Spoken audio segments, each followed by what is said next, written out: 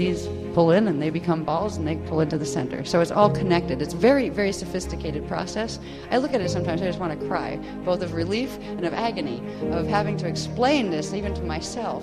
I trust it because I just know. I mean, I feel this stuff, and I remember there's like ancient before I was here, memory, that homecoming memory that I feel. And I don't need to convince myself at this point. I just know, I feel it, I know it's the truth, and I accept it as my truth. You don't have to do that, and that's why I do try to explain, to give people at least a chance to say, well, it works like this as far as I understand it. But it is really, really sophisticated.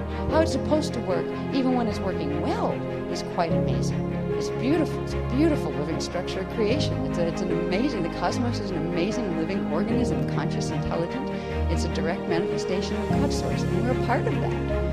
What part of little cells?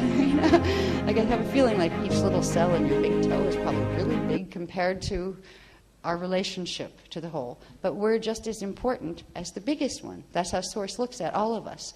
Source isn't, even though structure is hierarchical in terms of frequency, it is not in terms of value. All right? The smallest and the largest are loved equally by Source. They are valued equally. And beings that are not stuck in polarity consciousness understand that. So they'll take small roles or big roles. They're willing to be small life forms or big life forms. They'd be an ocean or a raindrop. It doesn't matter because they know they're all sacred.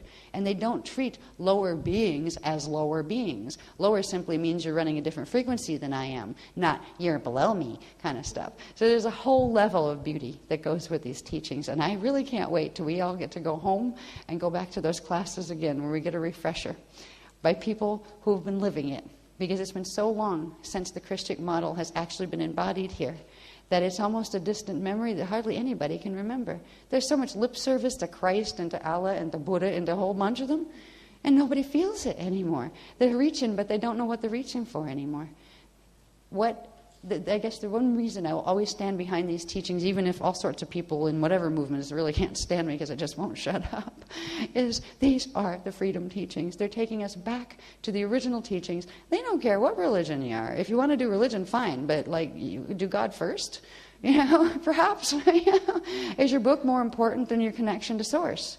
And that's unfortunately what is happening with so many of the religions. Because you're in this room, it shows that wasn't enough for you. And I'm so glad you're here with me, because even if I was just standing here all by myself, I probably wouldn't talk very loud because I'd probably be locked up somewhere.